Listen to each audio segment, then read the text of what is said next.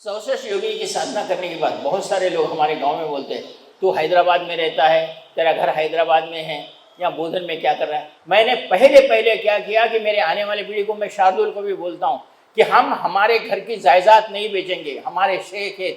आप अगर कोई यहाँ आते हैं तो देखा होगा, बोधन में मैंने घर बांधा है, मेरा पुराना 7 पीढ़ियों का घर जो गिर जाने वाला था उसको बांधा है, और बोला है शार्दुल को कि आगे यही रहेगा, तो जब तक रहेगा तेरे बच्चों को भी तो यही समझा देना कि रहना है। हमारी पीढ़ी और हमारे कुलदेवत की पूजा जब तक होगी, हमारे को अन्न दान इसकी किस्में और यश कीर्ति की कमी नहीं पड़ेगी। और आपके सामने मैं बैठा हूँ, जिसके जीवन में यह 64 योगिनी साधना है, उसको किसी प्रकार की कमी नहीं होगी और योगिनियाँ तुम्हारा साथ देते रहेगी। मैं नौकरी छोड़ा तो आगे कैसा होना समझा, लेकिन उसी गाँव में मैंने गणेश जी का मंदिर बनाऊँ, और मैंने जैसी 64 योगिनी की साधना की, मैं कभी भी कहीं जाता था। अब नौकरी तो नहीं थी, कभी ऐसा लगता था कि घर में लोग खाना खाने के लिए आ जाते थे, अब आगे कैसा करें, खाना खाने के लिए क्या करें।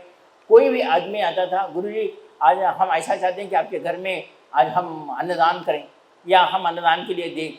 बस ऐसा जो जीवन चलते गया, आज इतना बड़ा आश्रम, रोज़ 200 लोग खाना खाते हैं, चलता रहा, चल रहा है, आगे भी चलेगा, आगे भी किसी प्रकार की कम नहीं पड़ेगी, क्योंकि योगिनियाँ मेरे पीछे रहकर वो कार्य करवाती है। मुझे जब भी कुछ कमी पड़ती है, वो आगे किसी रूप में खड़ी हो जाती है। और मेरा आज अगर आप जानो तो आप कोई भी अगर मेरा बैंक अकाउंट चेक कर सकते हैं, मेरे बैंक अकाउंट में 1-2 लाख रुपए से ज़्यादा है तो आप चेक कर लो।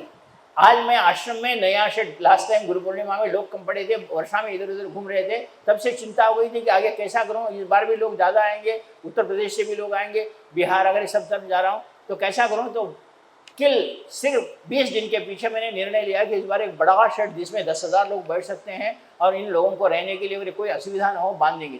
एक सिर्फ आज 20 दिन हुए और गुरु पूर्णिमा तक उसको बनना है। 3 करोड़ का शेड बन रहा है और एक पैसा मेरे पास नहीं, एक भी पैसा मेरे पास नहीं, काम तो चल रहा है। मैं आपको कहता हूं, जिसके जीवन में 64 योगिनियों की साधना हुई, वो योगिनियां भगवान की कृपा से, कुल देवता की कृपा से तुम्हारे सारे शापों का, तुम्हारे सारे दोषों का निवारण करते हुए तुम्हें अच्छी नौकरी, अच्छा पैसा, यश, कीर्ति सब कुछ प्रदान करने वाली योगिनियां तुम्हारे साथ है। जीवन में आज वह दिन है जो योगिनी एकादशी के नाम से जाना जाता है। स्वयं श्री कृष्ण ने युधिष्ठिर को कहा था, युधिष्ठिर कहते थे कि प्रभु आपके रहने के बाद भी मेरा हस्तिनापुर चला गया और हम वनवास अनुभव करें, ये वनवास में हम कैसा जिएंगे। तो श्री कृष्ण ने कहा तुम इस साधना को करो। और क्या आपने देखा है वनवास में कभी हमारे को वनवास हुआ, खाना नहीं मिला, ऐसा कभी पांडव रोते हुए नजर आए आपको? कभी कहा है कि हमें खाना नहीं मिला? और उनको उस वनवास में भी खाना मिला और उसी योगिनियों ने कृष्ण उनके सारथी बनकर युद्ध को जिताकर उनको हस्तिनापुर का राज्य दिलवाए। यह वो साधना है। आप कभी जानते हैं कि जब जिस दिन रामचंद्र जी सीता माता को गर्भवती के रूप में जंगल में छोड़ के आने को लक्ष्मण को कह दिए और लक्ष्मण लेकर आ गए, तो ऐसी क्या स्थिति थी कि माता सीता को वाल्मीकि मिले और वाल्मीकि आश्रम लेकर? इसके पीछे कौन सा रहस्य था? क्योंकि उनके पीछे योगिनियों का है। जिसने 64 योगिनी साधना की, उसके जीवन में कोई ना कोई तुम्हें ऐसा सहारा जरूर मिलता है कि तुम आगे बढ़ते हो। मैंने यही बात आपको एक बार इससे पहले भी मैंने आपको बताई थी। मैं जब साधनारत था, तेरे हैदराबाद से श्रीशैलम कितना दूर है? मैं बोला गुरु यही कोई 200 किलोमीटर है, 200-250 किलोमीटर है और पूरा जंगल है। वहाँ का बस का टिकट कितना है? मैं बोला 17 रुपये या 15 रुपये था उस दिन, 17 रुपये था। तो ऐसा कर 19 रुपये या 20 रुपये तेरे जेब में रख और तू जंगल को चला जा और ये साधना संपन्न करनी। पहले तो विचार में जाने को 17 रुपये रखेंगे, आने को पैसे 2 रुपये में कहाँ से आऊँगा? लेकिन गुरु जी की शर्त थी कि तुझे कहना है, तुझे 19 रुपये लेकर ही जाना है, मेरी बात सुन, तू साधना करना है। आप गुरु जी ने कहा, मैं इसको बोला 19 रुपये जेब में रखा। एक तो मन धड़क रहा था, आधे समय कैसा हूँ, साधना भी कर लिया तो आधे समय कैसा हूँ। वहाँ गया, साधना संपन्न की। अब 2 रुपये में तो खाना मिलने वाला नहीं, कहाँ हो। मैं साधना करके जब तक आया रात के 11 बज गए। सारे होटल बिटल बंद, कोई अन्न देने के लिए तैयार नहीं। यंग था तो भूख तो लगना वास्तविक था, भूख तो लगी थी। अब वहाँ रात में बस नहीं है और बस है तो पैसे नहीं है और 250 किलोमीटर जाना कैसे? वहाँ सो गया। एक वैसा ही बाहर चबूतरा था, पेड़ के नीचे चबूतरा था। भूख के कारण नींद नहीं आ रही थी और वहीं थोड़ी देर बैठा रहा, थोड़ी देर लेटा, थोड़ी देर उठा रहा। बाद में मुझे ऐसा लगा कि प्रभु आपने साधना के लिए तो भेजा, अब इतनी रात में भूख लग रही है कोई पूछने वाला नहीं, कोई देने वाला नहीं है, प्रभु मेरी क्या स्थिति है। और कहते हैं कि यहाँ भ्रमरांबिका शक्तिपीठ है और ज्योतिर्लिंग मल्लेश्वर के मल्लिकार्जुन के रूप में स्थित है। अगर माँ बेटे को भूखा नहीं सोने देती तो मैं आज देखना चाहता हूँ कि मेरी साधना और आपका भेजा हुआ कुछ कार्य है तो ये आज मेरी इस रात में भूख मिटेगी। उसमें रात में 12 साढ़े 12 बज रहे थे। अब मैं वहाँ कहते हुए मन में दिल लिया कि आज मैंने साधना सही की है और गुरु जी का साधना कहने का विधान सही है, तो मुझे मेरी इस रात में भूख मिटेगी कैसे। मैं जहाँ जिस झाड़ के नीचे चबूतरे पर सोया था, एक औरत लकड़ी पकड़ के धीमा धीमा आई और ये मेरी जगह है, चल उठ यहाँ से। बोली अरे यहाँ सोने भी नहीं देते। प्रभु मैं एक बात क्या पूछता रहा, खाना दो तो यहाँ सोने भी नहीं दे रही, ये औरत उठा दे रही। मैंने कहा नहीं, वहाँ सो जाके कल सुबह देखता हूँ। मैंने तुझे कहा ये मेरी जगह है, चल उठ। मैं उठा, खड़े रहा और जाने के लिए हुआ तो उसने देखा और कहा कहाँ जा रहा है। अब कहाँ जा रहा है, इस रात में कहाँ जा रहा है, कि कहीं ढूंढता हूँ सोने के लिए, कोई और चबूतरा मिल जाए। तो उसने कहा यहाँ बैठ गया मैं। तो अब क्या, कहाँ से आ रहा है, क्या है, वो पूछने लगी। अब मैंने बोला इस बुढ़ी को क्या बोलूँ मैं, कहाँ से आया, मेरी क्या परेशानी है, क्या साधना है। उसने माँ तेरा तू काम देख ले, मेरा मैं काम देख लेता हूँ, ऐसा मैंने उससे कहा। हाँ ये बोलते जा, माता को दोष दे, अन्नपूर्णा है तू, तेरा बेटा भूखा है, तू देखते रहे, ये बात बोल। वो बात बोलते ही मुझे रोंगटे खड़े हो गए कि इसको मैंने बोला, इसको कैसा पता चला। इधर बैठ जाओ उसने कहा। और अपने झोली में से, समझो साड़ी में से एक द्रोण रहता है, द्रोण में तेलंगाना उधर में पुलिहोरा मिलता है। पुलिहोरा का मतलब एक प्रकार का पीला अन्न, पुलिहोरा बोलते हैं, जैसा खिचड़ी की तरह रहता है, चित्रान्न के जैसा हम बोलते हैं। उसने वो द्रोण में चित्रान्न निकाला और कहा यहाँ बैठ। मैं बैठ गया, ये चित्रान्न खा ले। ये चित्रान्न कहाँ से निकाली। मैं देखा तो मैं बोला कोई सुबह 3 दिन का कहीं भीख मांग के लागी होगी, मुझे इस रात में चित्रान्न खिला रही। लेकिन जैसे ही मैं उस चित्रान्न को छिया, इतना गर्म था। मैं देखा इतने रात में गरम गरम चित्रान्न ये कहाँ से लाई। और मैंने वो चित्रान्न उसके पास से लिया, गरम देख कर कहा, ये बूढ़ी माँ ये चित्रान्न इतना गर्म है कहाँ से लाई, तुझे क्या करना है। तूने माता को प्रार्थना की थी ना कि मैं यहाँ भूखा सो रहा हूँ, अन्नपूर्णा जहाँ हो, महाशक्तिपीठ जहाँ हो, वहाँ उसका बेटे को भूखा रखती है क्या, ऐसा तू बोला ना। मैंने कहा बोला तो ये तुझे कैसा पता चला। लेकिन भूख के कारण मैं द्रोण में बैठकर खाना खाने लगा। वो पुलिहोरा जैसा ही खाया और मुझे लगी प्यास लगी, पानी के लिए कहाँ देखूँ। तो पीछे देखता हूँ एक मटके में सुराही में पानी रखा हुआ है और पीछे देखता हूँ तो वो बूढ़ी नहीं है। इससे बड़ा उदाहरण नहीं दे सकता कि बूढ़ियाँ साथ कैसे। तो कभी भी तुम्हें कहता हूँ, कभी गुरु के वाक्य को झूठा नहीं करना। आज मैं गर्व के साथ कह सकता हूँ, जितने भी साधक मेरे पास तारा साधना करने के लिए आए हैं आश्रम में, मैं उन सभी को कहा है कि तुम जंगल में जाकर साधना करो, तुम्हें आखिर अच्छा हो बुरा हो मैं देख लेता हूँ। और वो साधक आज भी 5-5 दिन जाकर साधना करें, और जो साधना करें वो आने वाले दिनों में ऐसे ही शिविर बनाएंगे और ऐश्वर्यवान रहेंगे। ये मेरी, जिसने गुरु पर भरोसा किया, फैन के नीचे बैठकर साधना तो कोई कर सकता है। मैंने बहुत बार कहा है कि तुम्हें 10वां विद्या साधना करना है, तुम अकेले जंगल में जाओ साधना करने के लिए। बेटो देवता ने उसका बाप आएगा तुम्हें साधना करने के लिए। तुम अगर श्रेष्ठ हो, तुम गुरु पर विश्वास करते हो। और आज मैं ना उत्तर भारत से लेकर बहुत सारे लोग, मुझे ऐसे फोन रोज आते हैं कि गुरुजी आज हम जंगल में तारा साधना करने के लिए जा रहे हैं। मुझे गर्व होता है कि मेरे बात पर, मेरे वचन पर खड़े रहकर आज साधना कर रहे हैं। और आने वाला कल बोलेगा, यही लोग बोलेंगे कि हम ऐश्वर्यवान हुए। मैं तुम्हें यही कहता हूँ कि जिस सर्वश्रेष्ठ योगिनी साधना को करते हो, योगिनी किसी न किसी प्रकार से अपने को साधना करने के लिए देवताओं की कृपा मांगती है। उसी दिन मैं यही सोचता हूँ कि अन्नपूर्णा के पास वही योगिनी गई और तेरा बेटा यहाँ भूखा सो रहा है तो कुछ ना कुछ कर, तो स्वयं अन्नपूर्णा ने आकर खाना दिया। आज भी मुझे परसों एक फ़ोन आया था, गुरुजी हम तारा साधना के लिए यहाँ बैठे, बहुत बड़ी वर्षा हो रही है और यहाँ सांप निकला। मैं बोला कोई चिंता नहीं, उस सांप को बोल तू यहाँ रहेगा, मैं साधना कर रहा हूँ। बाद में वो आधे घंटे में फ़ोन करता है, गुरुजी सांप कहाँ गया पता नहीं, मेघ भी नहीं बारिश नहीं, हम साधना कर रहे हैं।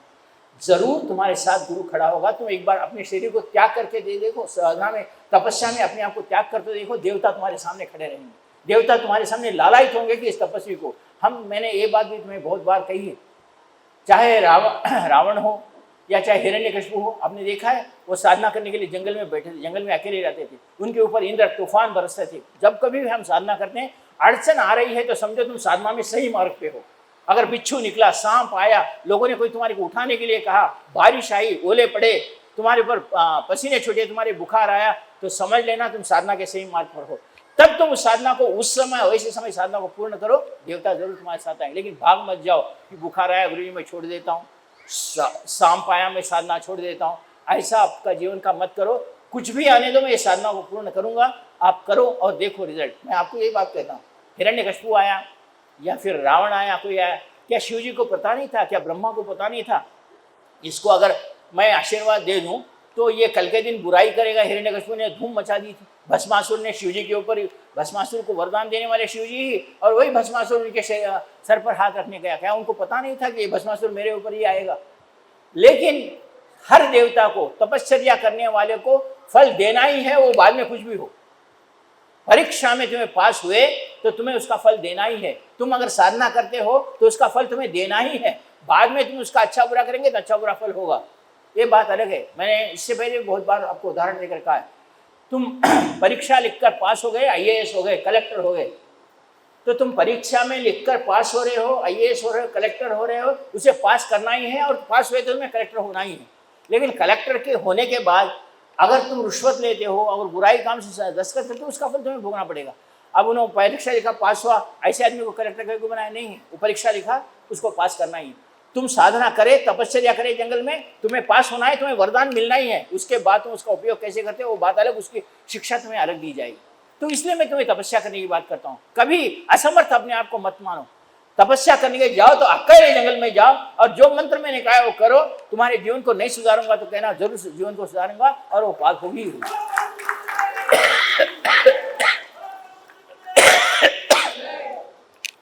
तुम्हें इसका उदाहरण देखकर आगे चलना है। और आज मैंने तुम्हारे जीवन को कहा है, तुम्हारे जीवन में आने वाले रोग किसी पूर्व पाप या पूर्व दोषों से, पूर्व शापों से तुम्हारे जीवन में आए हैं। तुम्हारे जीवन में बिछड़ना लिखा हुआ है, तुम्हारे घर में घर बेचना पड़ रहा है, तुम्हारे घर में ऋण हो गया है, तुम्हारे शरीर अच्छा नहीं है, तुम्हारे बच्चे तुम्हारा बात नहीं सुनते, तुम्हारे बच्चों को नौकरियां नहीं लग रही है, तुम्हारे घर में तुम एक सुखी जीवन, प्रेम करने वाले एक अपना व्यक्तित्व। जीवन में एक बात याद रखो, अपने जीवन में एक ऐसा प्रेम करने वाला व्यक्तित्व हो जो अच्छे बुराई में अपने साथ खड़ा हो। उससे बढ़कर पति देव कुछ कोई नहीं है। वो प्रेम करने वाला दोस्त हो या प्रेम करने वाला कोई श्रेष्ठ हो, और वो गुरु भी इस संसार में तो गुरु ही हो सकता है। जो निस्वार्थ रूप से तुमसे प्रेम करता है वो गुरु ही हो सकता है। और जिस दिन तुम गुरु से प्रेम करने की क्रिया आरंभ कर दोगे, उस दिन से तुम्हारे अच्छे बुरे में गुरु खड़ा रहेगा ही रहेगा। कष्ट नहीं देता, ये बात नहीं कर रहा हूँ, कष्ट देगा, लेकिन कष्टों से उबार देगा भी, कष्टों से तुम्हें बाहर भी लाएगा। और इसके लिए उस तपस्या को करने का विधान, और ये एक योग्य गुरु ही बता सकता है कि हमारे जीवन में इस प्रकार की दुष्टता या इस प्रकार की कमी हम क्यों अनुभव कर रहे हैं, इसके लिए हमें क्या करना है। ये केवल और केवल ये 64 योगिनी संसार में 64 कलाओं के रूप में भगवान श्री कृष्ण ने अपने शरीर में ली थी। इसलिए कृष्ण नृत्य करते थे, कृष्ण बांसुरी बजाते थे, कृष्ण खेलते थे। कृष्ण ने ऐसा क्या नहीं किया, और कृष्ण ने ही कहा कि गौ में 33 कोटि देवता है, उसकी आराधना करना ही सारे योगियों की आराधना करना है। और कृष्ण ने अपना जीवन बता दिया कि वो सार्थक जीवन जी रहे थे। अपने जीवन में जब तक रहे, अपने साथ रहने वाले लोगों को भी आनंद के साथ नृत्य करवाया, साधनाएं सीखी, आनंद दिया, सुख दिया, और बाद में गोलोक का निर्माण करें। और गोलोक में भी वो सारे गोपिकाएं हो, सारे उनकी भार्याएं हो गई जो कृष्ण के साथ प्रेम किया। कृष्ण को जिसने कहा कृष्णम वंदे जगत गुरुम, ऐसे लोग संसार में श्रेष्ठता के साथ रहे, पूर्णता के साथ रहे, और उनको किसी प्रकार की कमी नहीं। अपने जीवन में कोई एक ऐसे व्यक्तित्व को ढूंढो जो अपने जीवन में अपनी बुराई में साथ देने वाला हो। बुराई में छोड़ के देने वाला तो कोई श्रेष्ठता नहीं कहला सकता। तुम्हारे कष्टों में साथ देने वाला, तुम्हारे कष्टों में खड़े रहने वाला, और तुम्हारे को अच्छी तरह देने वाला, तुम्हारे से प्रेम करने वाला, तुम उसको प्रेम करना कभी छोड़ो मत, कभी उसको छोड़ो मत। और वही संसार में गुरु ही हो सकता है, तुम्हारा मार्गदर्शक हो सकता है, तुम्हारे को योगियों के साथ देवताओं को तुम्हारे को आशीर्वाद के लिए भेज सकता है। ऐसा गुरु ही मार्गदर्शक हो सकता है। और ऐसी साधना आज आप अगर मेरे सामने करते हैं तो उसका हवन करवा के, उस 64 योगिनी की साधना यंत्र को सिद्ध करवा के आपके भेजूंगा। और आप अगले जब भी मिलोगे तो तुम्हारे जीवन में ऐसा कोई स्किल, ऐसी कोई निपुणता तुम्हारे जीवन में आएगी कि तुम जहाँ बैठेंगे वहाँ पैसा तुम्हारे उस नैपुण्यता के लिए आएगा। चाहे तुम प्रवचन दो, चाहे संगीत करो, चाहे दुकान लगाओ, चाहे तुम कुछ रिपेयर करो, कुछ भी करो, लोग कहेंगे हाँ इसके पास जाने से काम होता है। तुम्हारे में ये बात आनी चाहिए। मैंने बहुत बार भी ये भी कहा था कि लास्ट टाइम भी मैंने एक उदाहरण दिया और इस बार भी उदाहरण दिया। प्रभु सदगुरुदेव जी जब निखिलेश्वरानंद जी थे, वो एक बार जंगल से जाते जाते गुरुदेव एक छोटे से गांव में गए और गुरु जी को भूख लगी या प्यास लगी। तो गुरु जी ने कहा कि यह ब्राह्मण का घर कहाँ है, उन्होंने देखा कि एक ब्राह्मण का घर है, तो उन्होंने उस ब्राह्मण के घर जाकर कहा, भाई मुझे प्यास लगी है, पानी दो। तो ब्राह्मण आया और रोते हुए आया, तो उसने, तू इतना दुखी क्यों है, क्यों रो रहा है? तो उसने कहा कि क्या कहूँ, मेरे घर में घर चलना, छोटा सा गांव है, यहाँ कोई पूजा नहीं होती, न कोई बुलाते नहीं, गरीबी मेरे साथ है और मैं कुछ नहीं कर सकता। तो परम पूज्य सद्गुरुदेव जी ने उसके घर में पानी दिया। तो गुरु किसी का हूँ, तुम अगर मुझे 1 रुपया दे रहे हैं तो मैं तुम्हें 100 रुपया दे सका तो ही मैं गुरु हूँ, अगर तुम्हारा लूट रहा हूँ तो मैं गुरु नहीं हूँ, कोई लूटने वाला गुरु नहीं हूँ। तुम्हारे दुखों को लेने वाला गुरु है, अपने ऊपर दुख, तुम्हारे दुखों को लेकर सुख देने वाला गुरु है। तुम्हारे पैसों को लूटने वाला, तुम्हारे दुखों को ऐसा ही तुम्हें छोड़ने वाला तुम्हारा गुरु नहीं हो सकता। उसको गुरु कहने के कहलाया नहीं चाहिए। आजकल हम वो देख रहे हैं। और गुरु जी ने जब उसके घर में पानी पिया तो गुरु जी ने उससे कहा, मैं तुझे एक बात बताता हूँ। हाँ, बोला क्या है गुरु जी? वो गुरु जी के साथ गया, जंगल में गया तो गुरु जी ने 2-4 जड़ी बूटियाँ देखी और कहा इसका पाउडर बना दे, और जिसको भी अस्थमा का रोग है, अस्थमा श्वास का रोग है, उसको ये औषध बना के दे। उसने कहा इससे क्या होगा? तू तो देते दे। उन्होंने देखा कि वो हिमालय की तराई थी और वहाँ ठंडी के कारण अस्थमा बहुत लोगों को होता था। जब इसने दवाई देने लगा तो उसकी निपुणता देखकर बहुत लोगों की उसकी अस्थमा चली जाती। लोग हजारों की भीड़ में आने लगे उसके पास। वो अभी इतना परेशान हो गया कि वो टाइम लगाता था। सुबह में 6 बजे के 9 बजे तक ही 100 या 150 पुड़िया बनाता हूँ और पुड़िया देता हूँ। उसने कहा मैं पैसा नहीं मांगा। गुरु ने उसको कहा था कि तू पैसा मांग, उस देते हैं तो ले ले, लेकिन पैसा डिमांड करके मत ले। लेकिन उसका ऐसा हुआ, बड़े बड़े महाराजा लोग जिसके घर में अस्थमा थी वैसे लोग आ गए और वो कहते थे कि महाराज जी तुम्हारे को रहने के लिए घर नहीं है, हम घर बांध के देंगे। उन्होंने उनको घर बांध के दिया। घर में रोज 6 से 9 बजे तक काम करता था तो 20,000 25,000 कमाता। वो देखकर उसने जब उसका जीवन का वो एक चिट्ठी गुरु जी ने 14 चौबीर की दी और उस निपुणता पे, एक औषधि पे वो करोड़पति बन गया।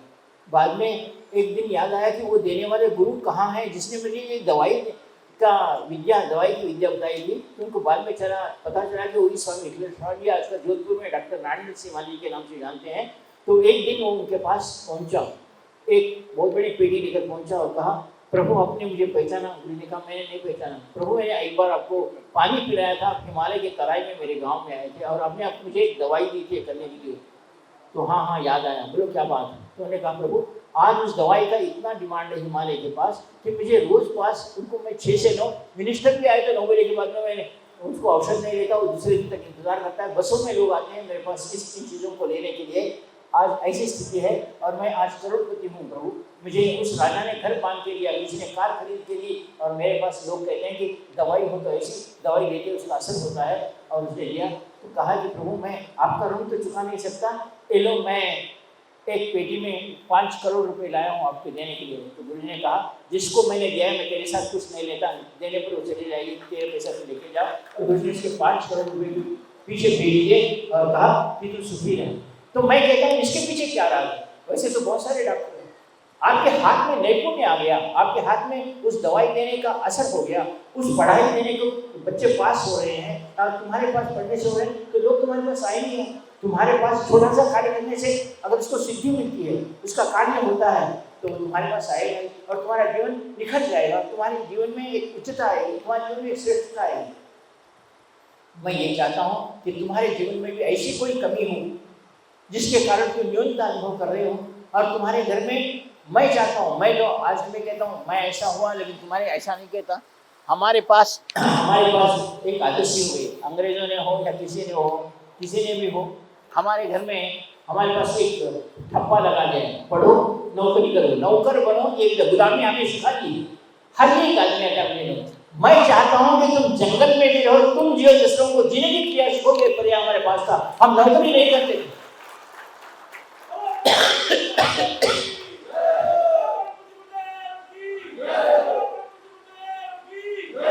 हमारे पास नौकरी करने की प्रथा नहीं थी, हमारे पास निपुणता थी, वो नैपुण्य था और लोग बुला के ले जाते थे हमारे को कि तुम ये काम करो, और वो कभी हमें खाली हाथ नहीं करते। हमारी ऋषि परंपरा, हमारी गुरुकुल की परंपरा ऐसी थी कि ऋषि की परंपरा में रहकर हम झाड़ के पत्ते खाकर जीते थे, लेकिन श्राम से जीते थे, किसी के गुलाम नहीं थे। लेकिन गुलाम की बात में हमें सिखाई।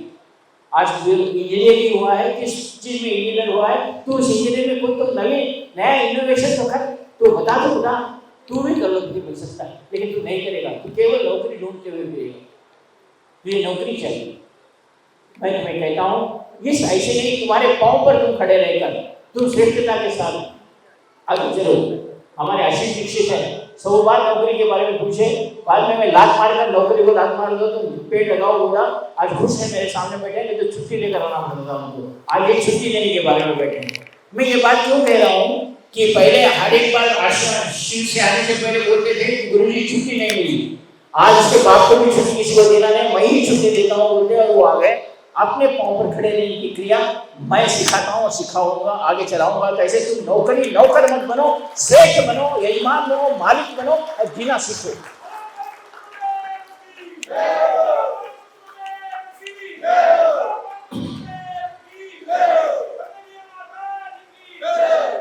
तुम्हारे जीवन में पूर्व जन्म से हो या इस जन्म से हो, तुम्हारे बड़े भाई, तुम्हारे गुरु, तुम्हारे ऋषि, कोई बड़े आदमी, माता पिता, किसी का गत जन्म से दोष, जिन जन्म में दोष चल रहा हो और तुम रोगी बन गए हो, तुम्हारी नौकरी नहीं लग रही हो, या तुम्हारे कोई पैसा कमाने का कोई सोर्स नहीं हो, तुम्हारे कुछ नहीं हो, तो ये किसी न किसी ऐसे कारण से ही होता है जो कुल देवता की पूजा या हमारे किसी दोष के कारण, शाप के कारण जीवन जीते हैं, जो आजकल कैंसर और दूसरे रोगों से पीड़ित है।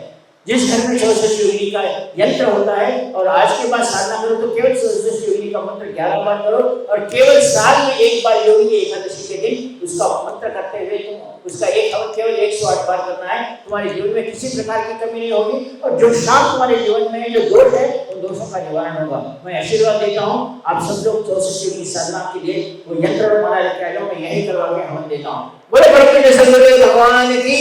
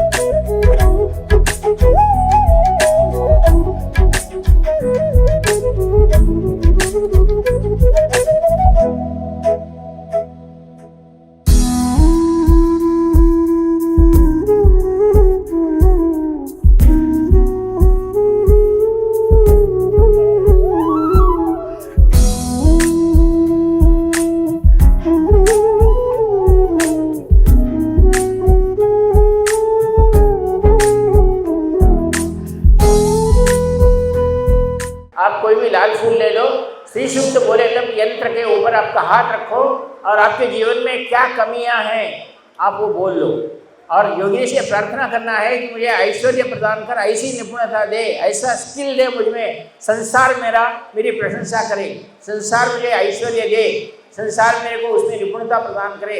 ऐसा यंत्र के ऊपर हाथ रखकर प्रार्थना करो। आप जिस भी फील्ड में है, जिस भी क्षेत्र में है, उसमें निपुणता चाहिए, यश, ऐश्वर्य, धन धान्य प्राप्ति चाहिए, ऐसी प्रार्थना करो। यंत्र के ऊपर हाथ रखो।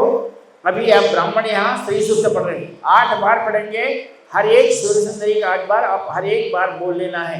मैं आपको एक बात बता देता हूँ, ये 8 योगिनियों के फिर 8 प्रत्येक योगिनियाँ 8 × 8 64 होते हैं, तो इसके 8 योगिनियाँ फिर है।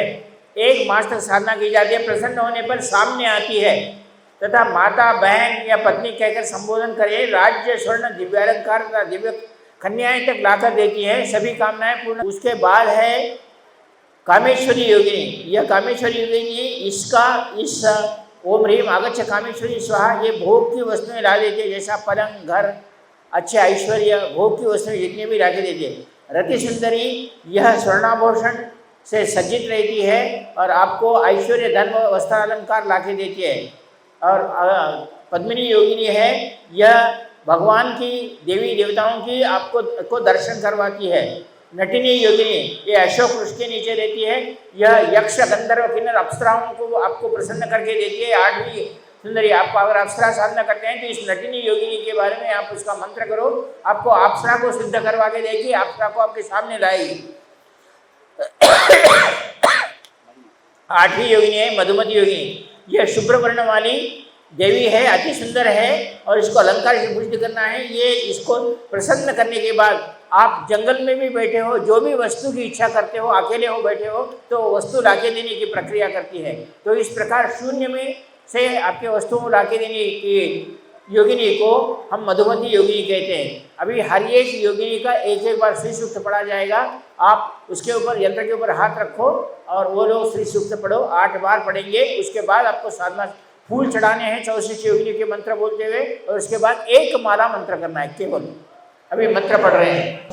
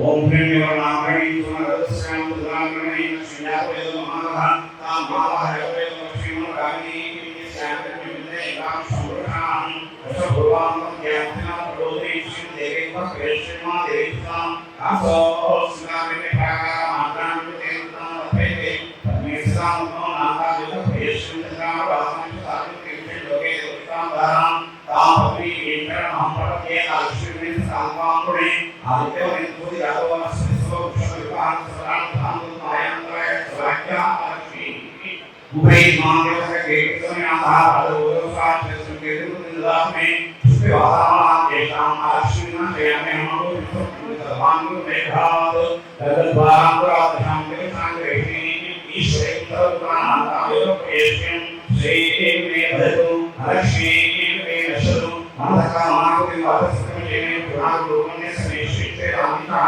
कदमे न पड़ा वापस वर्तमान से बासे में बेमा हमारी आप सबने काली के और एक देखा मनुष्य बासे में दे आकाश देखने में सुना के मानी सोया करने शिला पे लो मावा आकाश पुष्करे मिला हमारी सदा मनी शिला पे लो मावा ता मावा पे लक्ष्मी रानी के सारे ने को चारो दास स्वाम के पुराण यश्री गोपाल विद्या नाम सिया पंचदशना श्री राम सतवे ओम नमो नारायण पुराण साता ब्रह्म नमः नमो लक्ष्मी नाम संगम नाम अशोकमान नाम ओहि देवी को श्री मादेवी का काल गोत्र ब्रह्मकारा आराधना देवता देवी पन्ना नाम को श्रीम राम राम ने देवता नाम नीम राम हरे केन स्वामी ने आदित्य आदि राम से सर्वशक्ति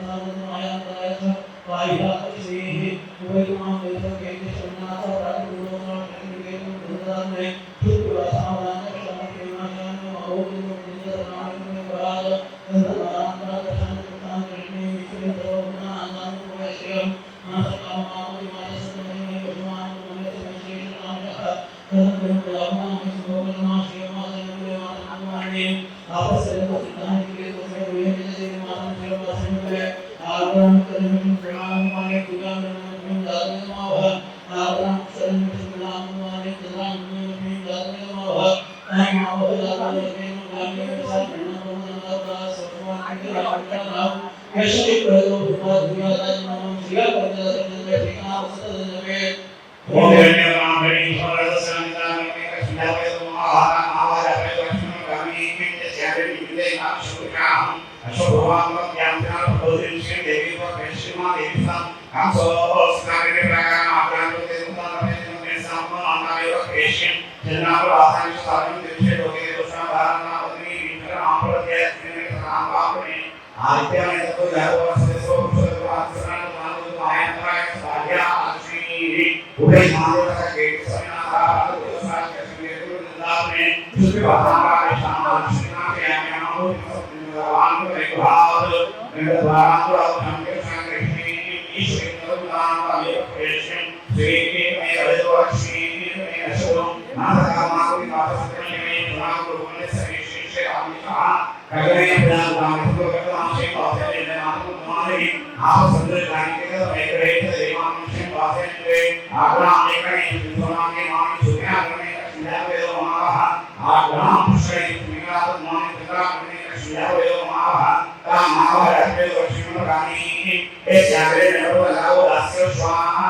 ले पुराण यश्रे प्रेतो गोपाल विद्या नाम सिया पंचदश का श्री राम सतवे ओम नाम ने सुरल सजान लाल में भी जागरे माहा ता माहा यंत्र फिर बनामी सामने नाम पुराण अशोक भगवान नाम स्नान को एक श्री को श्रीमान की सा आगो सुधा ब्रह्म काला मातरम देवता नाम को श्री राम वासना सदा मनि श्री गोविंद राम राम भी सर्वभव जगत सामने है आदि तो स्वामी नाम तो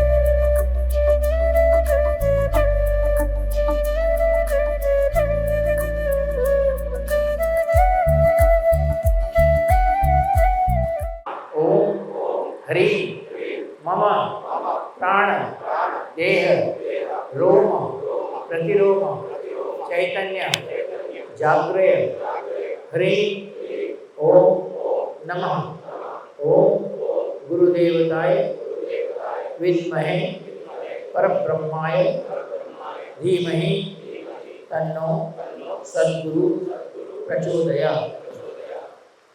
आप सभी लोगों को पहले 64 नाम पढ़ लो, उसके बाद उसका मंत्र जो है उसका एक माला करो, बाद में गुटिका को अपने हाथ में रख लो, यंत्र जहाँ है वहीं ले लो या यंत्र आपके हाथ में रख लो और उस बतासु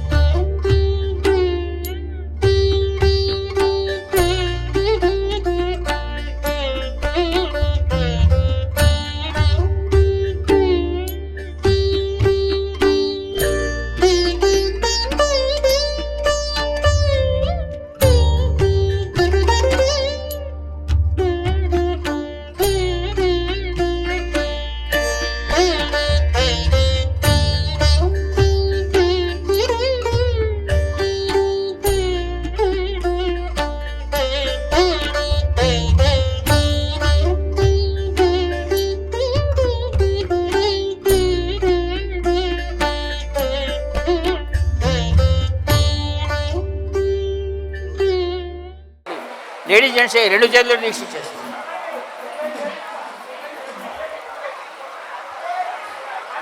निर्मल विमला, यहाँ गुरु का प्रसाद आशीर्वाद लेके जाना चाहिए, ये मेरी इच्छा है. लेकिन इसके साथ साथ आपको भी हम गुरु जी से खाली हाथ कुछ लेना नहीं चाहिए, आप में होना चाहिए. मैं नहीं बोलना. क्यों बोल रहा हूँ? छोटा बच्चा, देवता और गुरु, इनके पास कभी खाली हाथ जाओ तो तुम भी खाली हाथ ही घर को लौट जाएंगे. ये शास्त्र कहता है. कभी छोटे बच्चे को, जो पैदा हुआ बच्चा है, उसको देखने के लिए जाओ, या देवता मंदिर में जाओ, या गुरु जी के पास जाओ.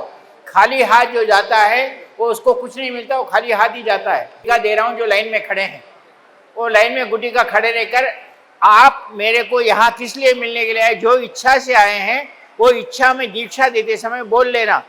और उसके बाद आरती संपन्न होने के बाद उस गुटिका को लेकर सीधा घर को चले जाओ. आपकी इच्छा जरूर पूर्ण होगी, बाद में कुछ पूछना नहीं. मैं गुटिका आपको दे रहा हूँ. आपको जो भी है आपके जीवन में, खाली हाथ गुरुजी को कुछ नहीं करते हुए नहीं, मैं देने के लिए तैयार हूँ, लेकिन शास्त्र कहता है ऐसा, खाली हाथ गुरुजी के पास से नहीं जाना. निर्णय आपका है.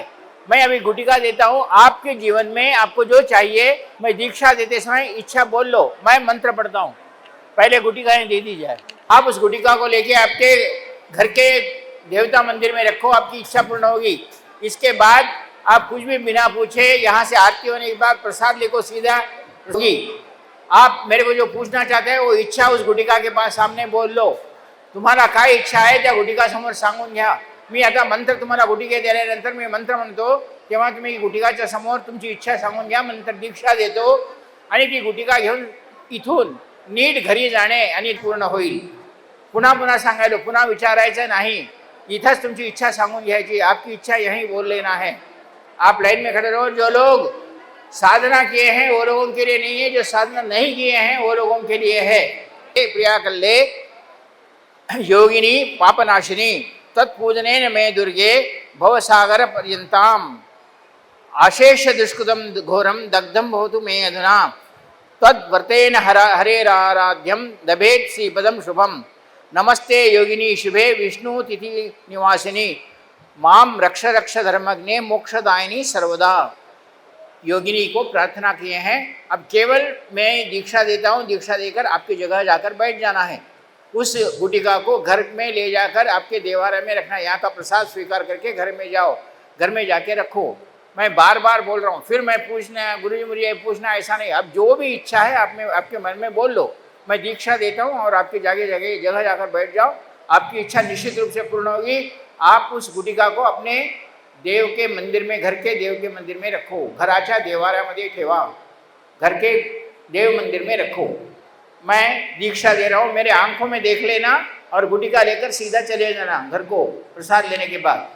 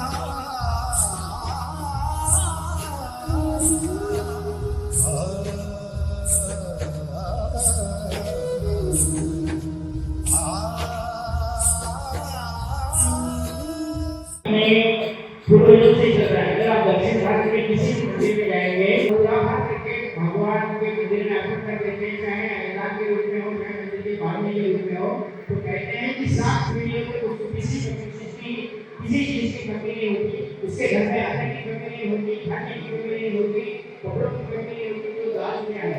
अगर उसने गुरु को ब्रह्मांड समझते हो, ऐसा नहीं है जो सदा तक उदाहरण करते हैं।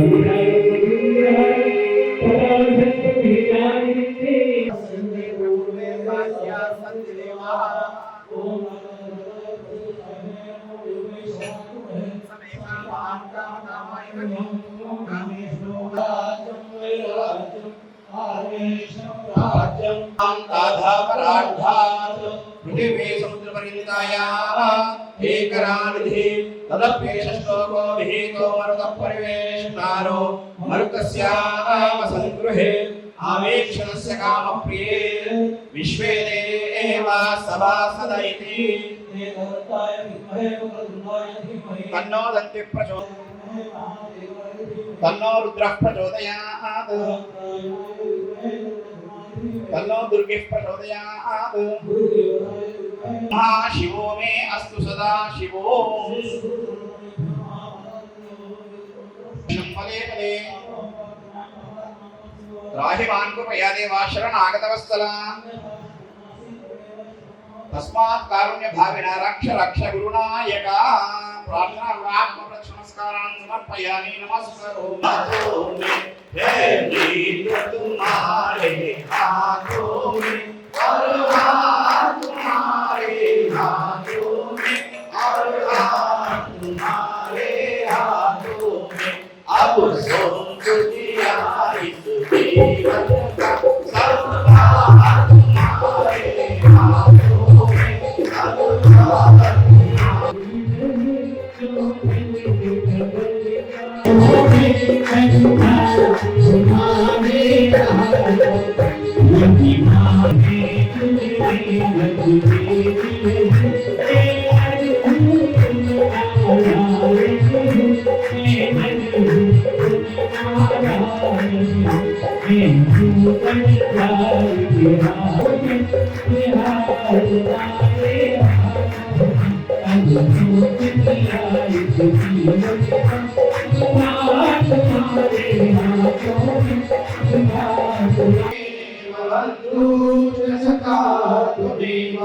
त्वमेव सर्वं मम देव देव त्वमेव माता त्वपिता त्वमेव त्वमेव बन्धुः सखा त्वमेव त्वमेव मम देव देवा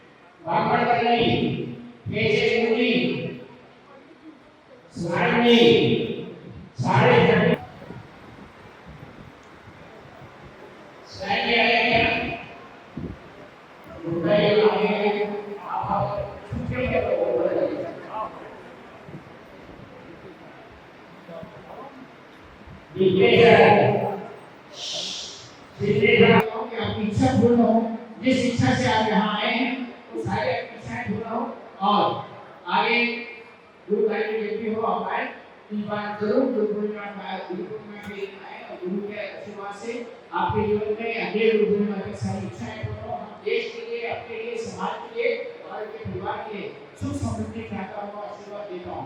बोलो ब्रह्मदेव सतगुरुदेव भगवान की जय, वंदनीय माता की जय, गुरुदेव की जय, पिताजी की जय, पिताजी साहब परिवार की जय। बोलो हर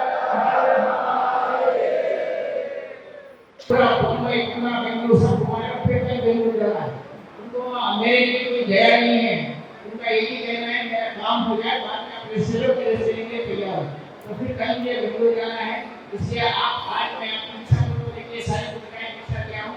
आप मुझे हर महादेव